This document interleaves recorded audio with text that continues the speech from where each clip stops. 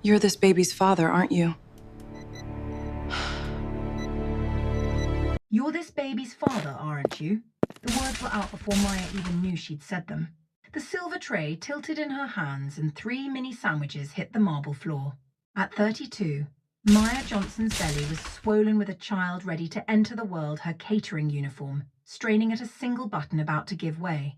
The 42nd floor banquet hall of a high-rise on 57th Street, Manhattan. Through the floor-to-ceiling glass, the Hudson River caught the evening light and burned a deep, burning red. A beautiful sight, but Maya saw none of it. There was only one thing in the room she could see. Kang Min-hyuk, the shadow of New York's Korean community.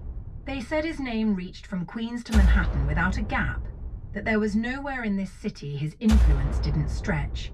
Black suit, silver cufflinks, a face unchanged from 3 years ago. Only his eyes were different.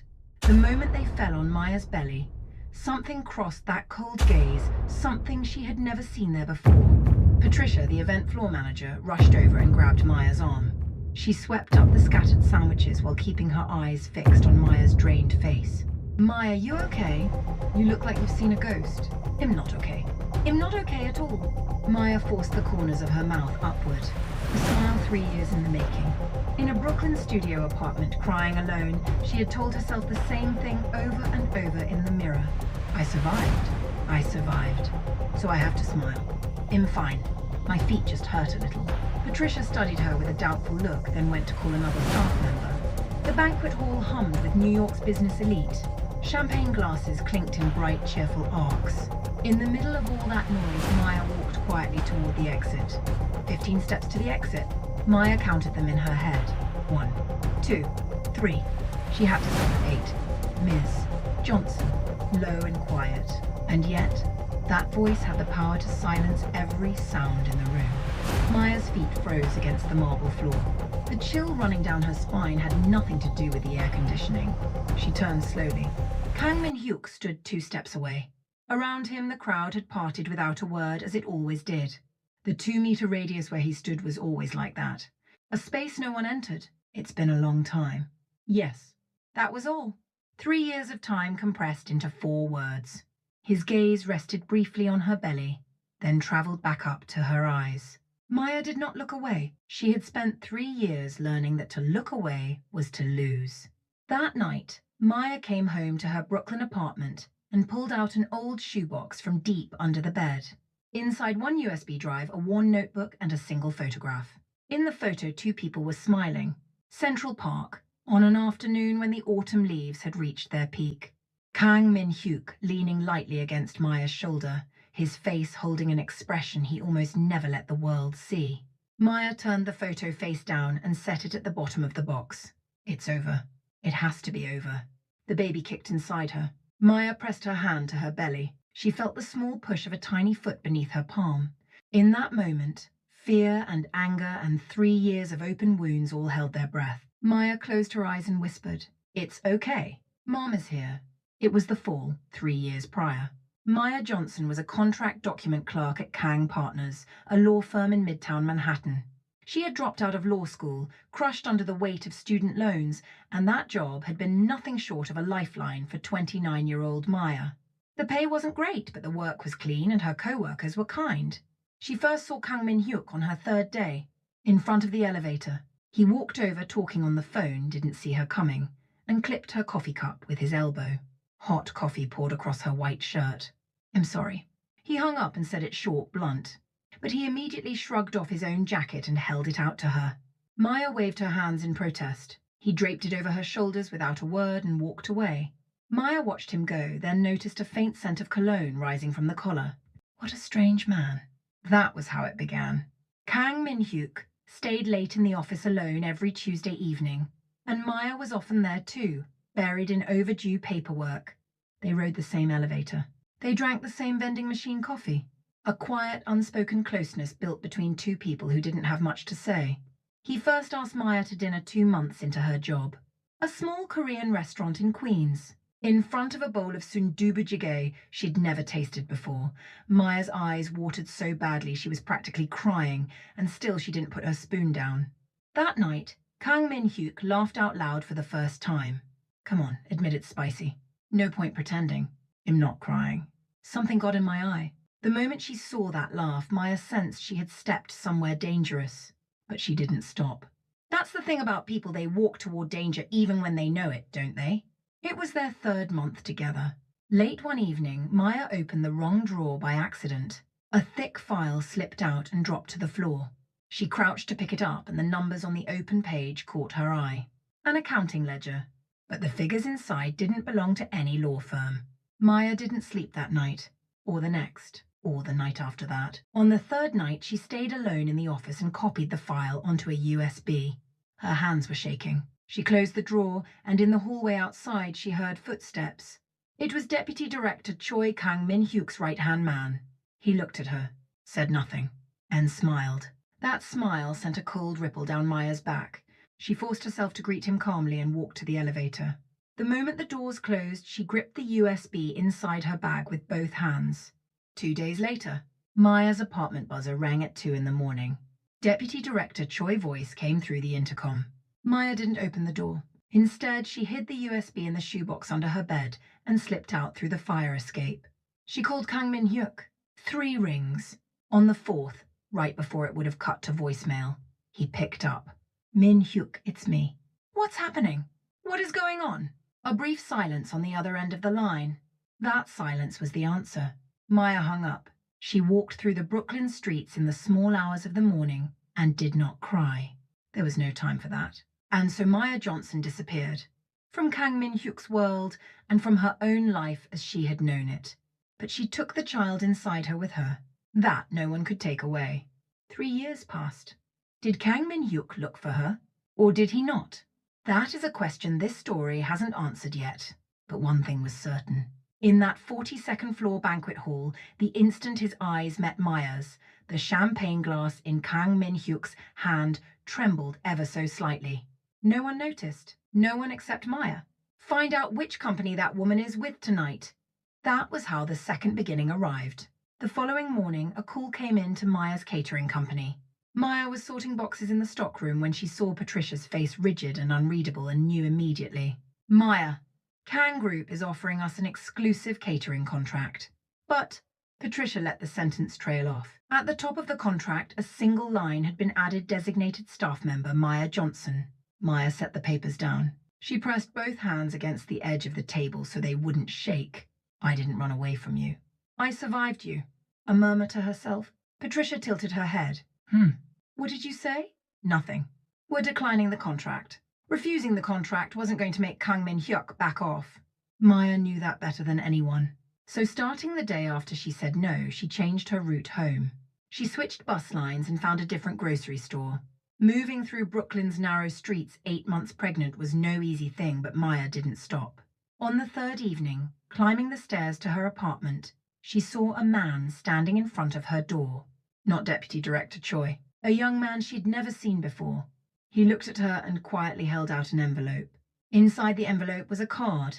Kang Min-hyuk's personal contact information. And one line handwritten. It's not about the baby. It's about you. Min-hyuk. Liar. Maya folded the card in half, but she didn't throw it away. That was the problem. 10 days later, Maya hailed a cab alone at 3 in the morning.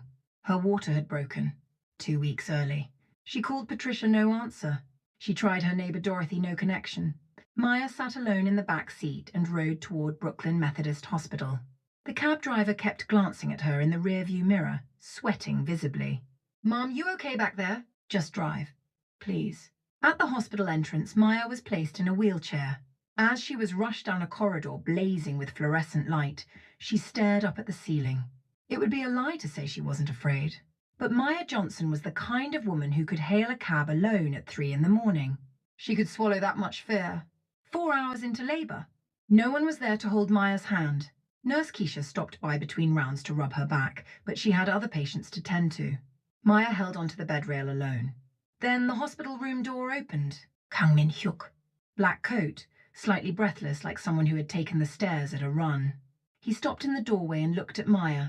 Maya looked back. Not a word passed between them. Don't ask how I knew. Get out. No. He sat down in the chair beside Maya's bed. Maya turned away. Outside the window, Brooklyn's night was slowly beginning to lighten. Another wave of contractions hit. Maya clenched her teeth, and somewhere along the way, she couldn't say when Kang Min-hyuk's hand had come to rest on the bed rail beside hers. Not holding it. Just there. The baby came into the world at 5:17 in the morning. The nurse placed the child in Maya's arms. A small red face, tiny fists clenching and unclenching, eyes not yet open to the light. Maya wept. 3 years' worth of everything she had held back poured out all at once. Kang Min-hyuk didn't stand up. He sat with both hands resting on his knees, eyes fixed on the child. Something gathered in his eyes too, but it didn't fall. A man who has gone long without crying forgets how to let things go. That baby? Is the child mine? Maya pressed her lips to the baby's forehead and answered. This child has nothing to do with you. Kang Min-hyuk said nothing, but his gaze did not leave the baby. The light of early morning was slowly filling the hospital window. Now tell me, those of you watching, what is going through your hearts right now? When the man who abandoned her 3 years ago walked into that hospital room in the dead of night, Maya not pushing his hand away wasn't weakness.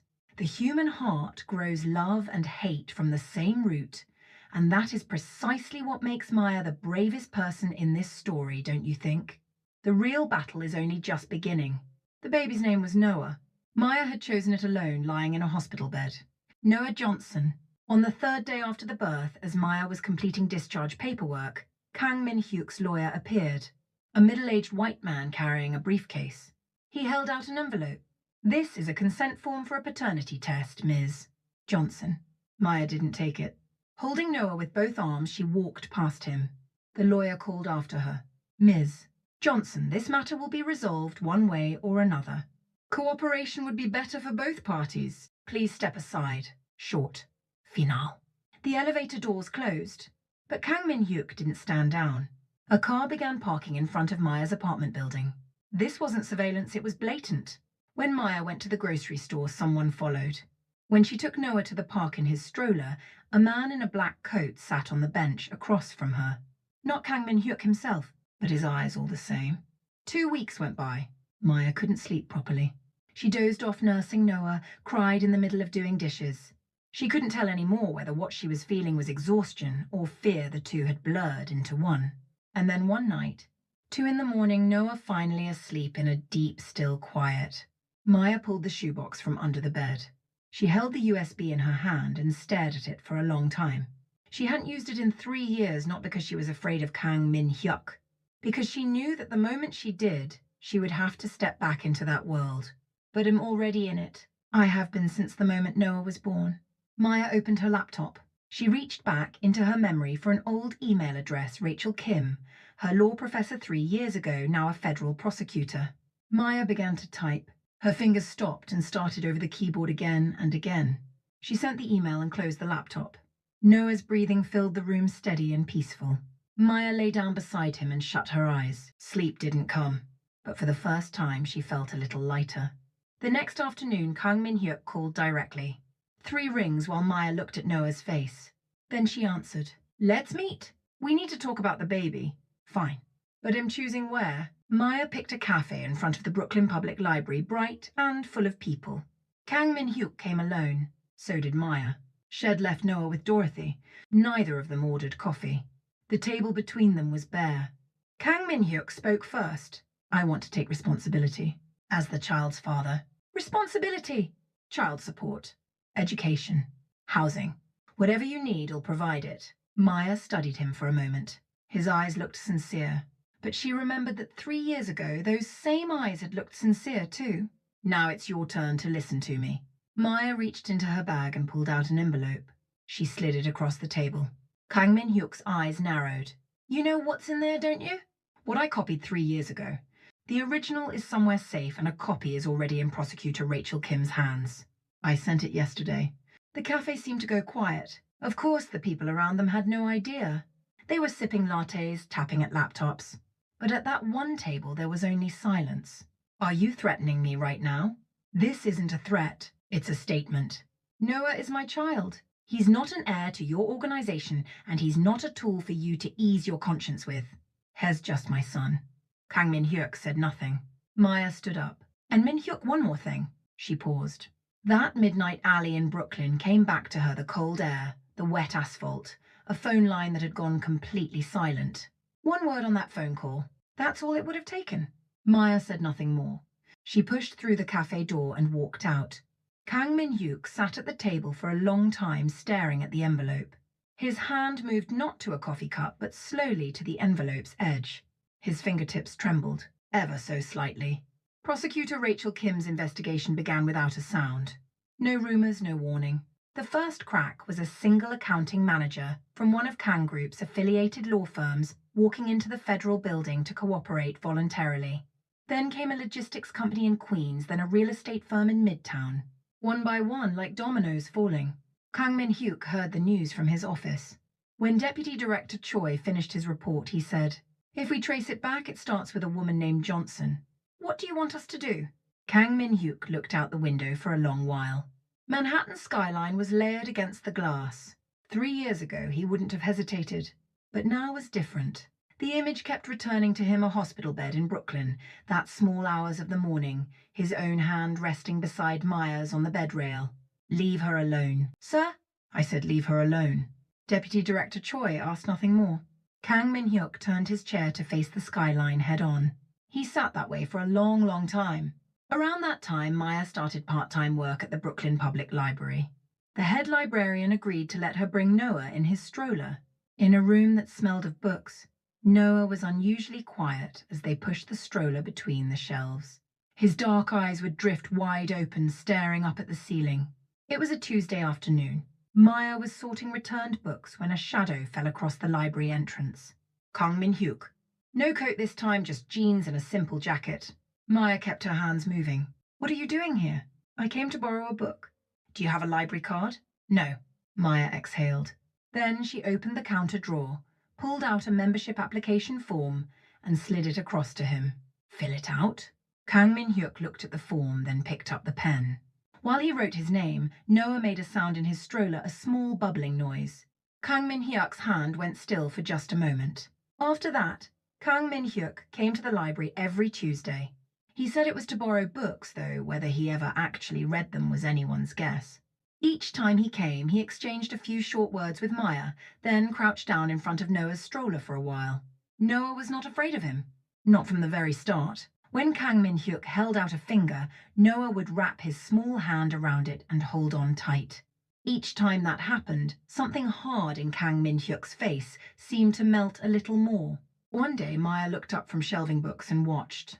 Kang Min-hyuk was holding Noah's hand, murmuring something low and quiet.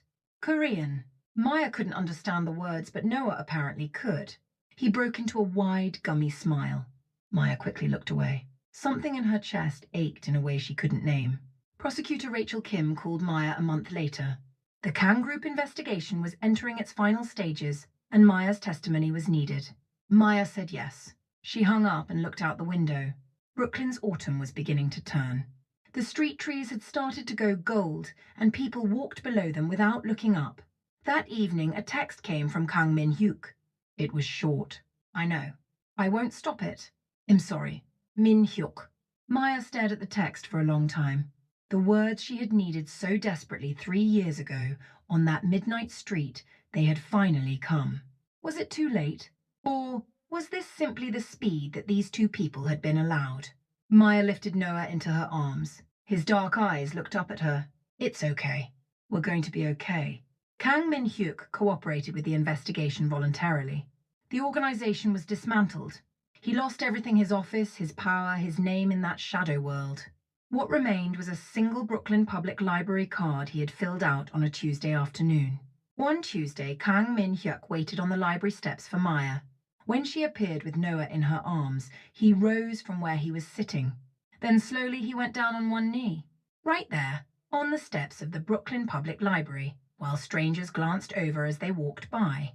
"I'm going to say now what I should have said on that phone call. Maya, I'm sorry. And thank you for staying alive." Maya held Noah close. She looked at him for a long time.